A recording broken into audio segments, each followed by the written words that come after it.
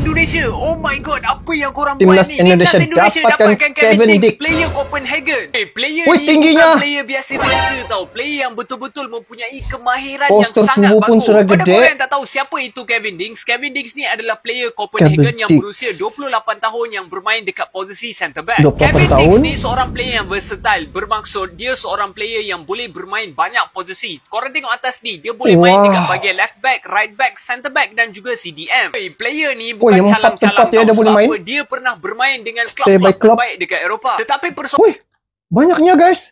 Coba lihat. 1, 2, 3, 4, 5, 6, 7, 8, 9, 10, 11, 12 klub yang dia pernah main.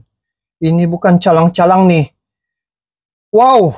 dia pernah bermain dengan klub-klub terbaik dekat Eropah. Tetapi persoalannya, bagus sangat ke player ni sampai timnas Indonesia dapatkan player ni? Kalau kita tengok dari segi style of play Kevin Dix dekat bahagian pertahanan, dia ni suka naik ke atas untuk membuat hantaran untuk menggerakkan serangan. Selain daripada itu, Kevin Dix mempunyai fizikal badan yang agak bagus. Pasangan dengan Jejus, mantap nih. Player-player yang berbadan lebih besar daripada dia. Tapi bapa sebelum besar, ni betul. peminat Indonesia sedih tau dengan keputusan mereka seri dengan Bahrain. Tetapi selang beberapa hari and terus korang boleh nampak mereka dah dapatkan player bintang daripada Eropah. Timnas setelah Indonesia dicurangi oleh wasit dari Bahrain ni, 2-3 hari selepas itu telah viral kehadiran Kevin Dix ke Jakarta. Dan saya telah melihat bagaimana dia dengan Pak Erick Thohir sudah bersalaman. Bermakna kalau sudah bersalaman, apa yang Pak Erick Thohir pernah katakan sebelum ini, sudah bersalaman, itu sudah confirm dan pasti gabung sudah dengan Timnas Indonesia. Dan apabila Kevin Dix ini datang gabung dengan Timnas Indonesia, guys, pasti akan ada lagi penambahan kekuatan. Dan bila melihat apa yang dikatakan tadi, dia boleh bermain di beberapa center back ada tengah, tepi, dan juga dia boleh bermain fleksibel. Jadi ini adalah satu bentuk kekuatan yang akan tampil nanti pada menghadapi China. Lepas tu perlawanan sebelumnya. Kalau sebelum ini kita melihat postur tubuh tim lawan, contohnya Australia. Di situ ada pemain yang bernombor 19. Saya masih ingat sangat guys, kerana ketika itu saya ada hadir menyaksikan perlawanan Indonesia dan Australia tu di Gelora Bung Karno. Postur tubuh pemain Australia itu memang cukup besar guys. Dan serangan yang dilakukan, begitu kencang tendangan-tendangan yang kencang yang telah dilakukan terhadap pertahanan Martin Paes begitu kuat. Tetapi apa yang hebatnya pada pertahanan benteng terakhir Timnas Indonesia ni, yaitu apabila Martin Paes dia berjaya menyelamatkan tendangan-tendangan maut itu, walaupun tendangan itu memang sangat kencang guys. Jadi bila Kevin Dix ini bergabung lagi dengan Indonesia, nah apa yang akan berlaku? Dari segi penambahan pemain, pihak lawan akan sukar untuk membaca bagaimana kombinasi sesama mereka. Kerana pada penampilan terakhir itu, Kevin Dix belum lagi tampil. Yang ini merupakan tampil perdananya ketika menghadapi China Jadi ada berbaki 2 hari lagi untuk Indonesia melakukan persiapan.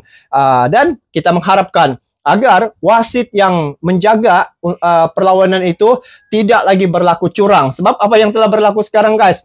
90 tambah 6.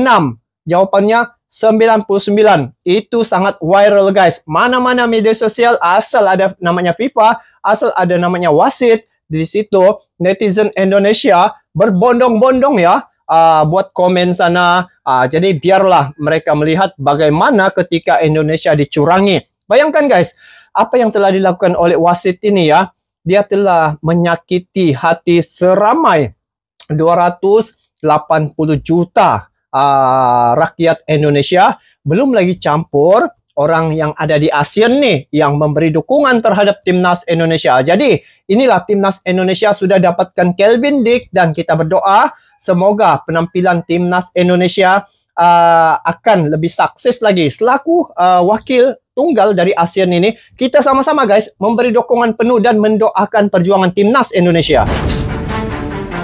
Satu kata untuk wasit: Nah, ini guys. Lihat nih. 90 tambah 6, 99. Viral betul nih guys. Ini. Siapa mau pesan guys, boleh cari ini. Saya pun kalau dapat nih, saya mau pakai untuk reaksi guys. Wah, kreatif ya.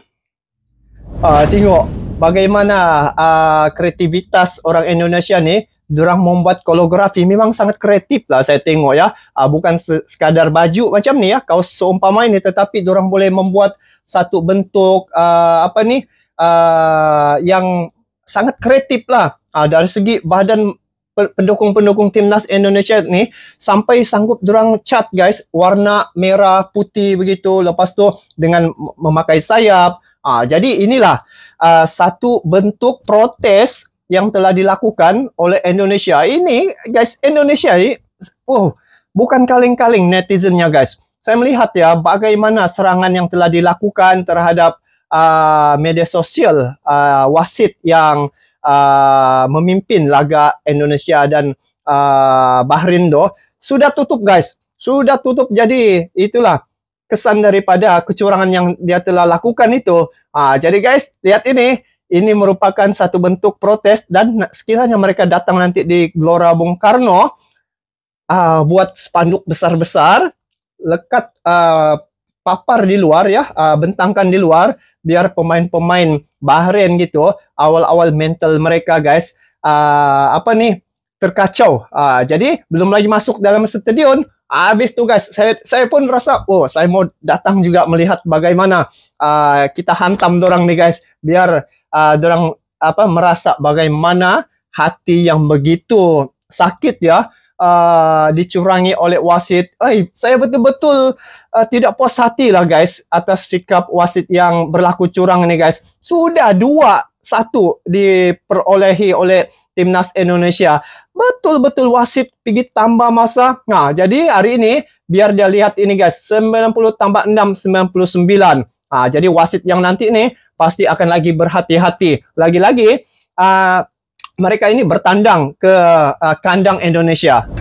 Did Indonesia get robbed?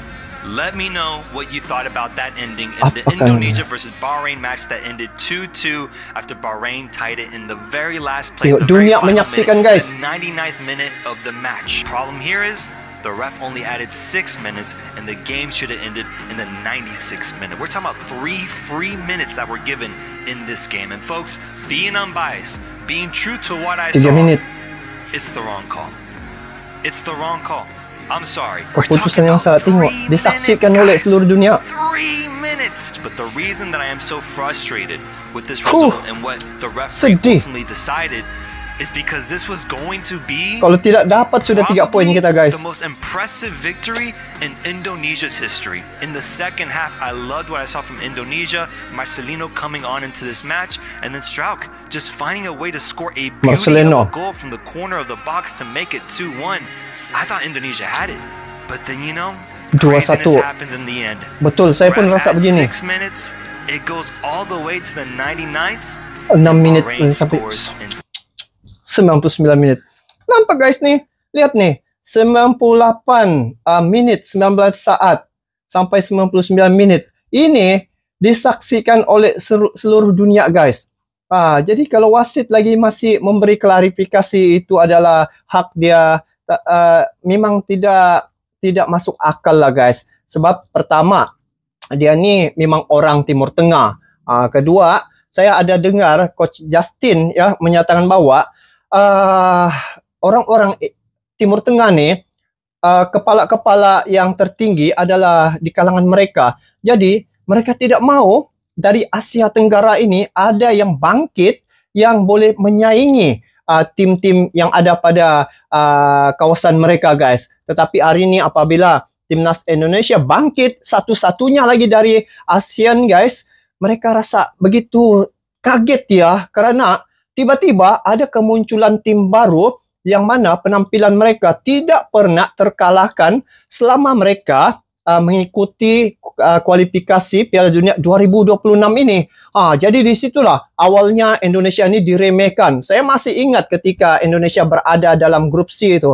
Indonesia paling bawah, kedudukannya ranking pun paling bawah. Jadi ketika itu media sosial saya lihat yang mana tim-tim lawan ini melihat Indonesia ni mudahlah dikalahkan ya. Mereka ini adalah kali pertama pun masuk dalam Piala Dunia, sedangkan kita kata mereka seperti Arab Saudi, Australia, Jepang ya selalu sudah menjadi langganan Piala Dunia. Jadi dengan kehadiran tim baru ya yang sampai sudah peringkat atas nih Indonesia, mereka menganggap remeh. Tetapi bila tampil itu yang mereka rasa kaget, dan suatu ketika dulu pada awalnya mereka meremehkan. Hari ini Indonesia menjadi satu gugatan ketakutan pada mereka, sehingga lah mereka tidak dapat mengalahkan dalam perlawanan. Mereka menggunakan wasit untuk mengalahkan Indonesia ini. Ini satu perkara yang harus kita tantang habis-habisan, guys. Jadi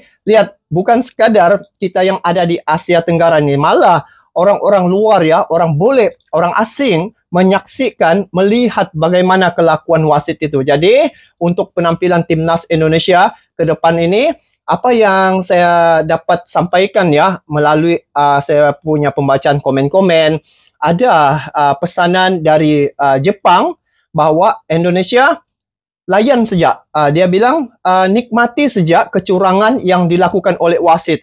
Cetaklah gol banyak-banyak. Itu saja cara untuk mengatasi tim-tim yang selalu berlaku curang terhadap Indonesia, guys. Jadi Indonesia dengan kehadiran Kelvin Dix, dengan kehadiran Eliano, Mes Hilgers, Martin Pais sebagai benteng pertahanan terakhir, pasti kekuatan timnas Indonesia pasti akan lebih kuat lagi ya, guys. Lagi-lagi apabila terkesan dengan kelakuan wasit tuh, pasti semangat pemain-pemain timnas Indonesia ini akan lebih terbakar lagi, akan lebih berkobar-kobar lagi. Lagi-lagi apabila Indonesia sebagai tuan rumah, coba bayangkan, guys, satu stadion Gelora Bung Karno yang boleh muat sehingga 80.000 penonton sekiranya bermain di situ. Saya yakin, guys, kemenangan akan berpihak pada timnas Indonesia. Lagi-lagi semangat yang terbuku di hati mereka, dipermalukan, dicurangi di kandang Bahrain. Ini kali adalah pembalasan. Jadi kodnya apa? 90 tambah 6, jawapannya 99. Itu kod yang pertama kali perlu ditampilkan di ruang masuk ketika pemain-pemain Bahrain ini sampai di Gelora Bung Karno, guys. Ini khusus untuk wasit. Oh, wasit. No. Tuh, tengok, guys. Ini baru betul. المفروض 6 دقائق وانت زايد 9 دقائق. ليش No. كذا؟ انت حكم او طمس لاعب لامين. حق مرمى، حق لاعب حق كرة السلة. انت اخرت الاهداف حقنا، اخرت الاحلام حقنا حق الاندونيسيين عشان ندخل كاس العالم. وطيب ليه انت؟ والله حرام عليك. الله يهديك، الله يحفظك، والله الله يعطيك العافية. حتى ليش كذا؟ حتى المدرب حقنا سنتايون اديته كارت احمر. كارت احمر مرة. Bukan Sintayong, Pak Sumarji. هذا بسبب ايش؟ بسبب انت زايد 9 دقائق. Oh. Itu. Ini kita tengok wajah wasit nih. Nah, tim Bahrain Sri tanpa merasa menang meskipun skornya memalukan untuk dilihat. Sayangnya lagi dibantu wasit Oman. Jadi guys, setelah perlawanan Indonesia dan Bahrain nih, viral nih guys sekarang berkaitan dengan kelakuan wasit ya, kecurangan. Kalau tidak dilakukan begitu, guys, sekarang nih ampai-ampai ya, jelas-jelas 3 poin itu, guys, pada timnas Indonesia. Dan kita sebagai tetangga ya, dan juga Indonesia ini daripada ASEAN, kita pun merasa sakitnya bagaimana jika apabila diperlakukan begitu. Pengharapan yang besar ya terhadap perjuangan timnas Indonesia yang begitu bukan mudah untuk sampai ke tahap yang sekarang ini. Indonesia sudah melakukan banyak perkara dengan membawa pemain-pemain yang terbaik mereka. Lepas tu ini kali pertama dalam sejarah mereka sampai ke level ini, dan akhirnya dalam tempo 3 menit saja Indonesia telah dikecewakan. Bukan sekadar tim timnas Indonesia yang bermain tu guys, tetapi 280 juta orang, termasuk juga orang-orang yang ada di ASEAN ini. Bayangkan guys, begitu ramai tersakiti terhadap apa yang dilakukan oleh wasit. Jadi wasit punya cerita, okey, kita sudah memahami bagaimana mereka punya style ya. Dari Timur Tengah ni, diorang punya style memang kalau berlawan dengan tim mereka pasti mereka akan memihak ya. Jadi untuk timnas Indonesia, kita sekarang bicara bagaimana mengatasi perkara-perkara untuk sekiranya wasit berlaku gitu. Pertama, ingat pesan daripada Jepang atau Korea ya. Itu kalau tidak silap dah. Dia pesan kepada pemain-pemain timnas Indonesia agar nikmatin sejak, dia bilang, apa yang dilakukan oleh wasit kecurangan itu, Indonesia lakukan yang terbaik, cetak gol banyak-banyak. Itu satu.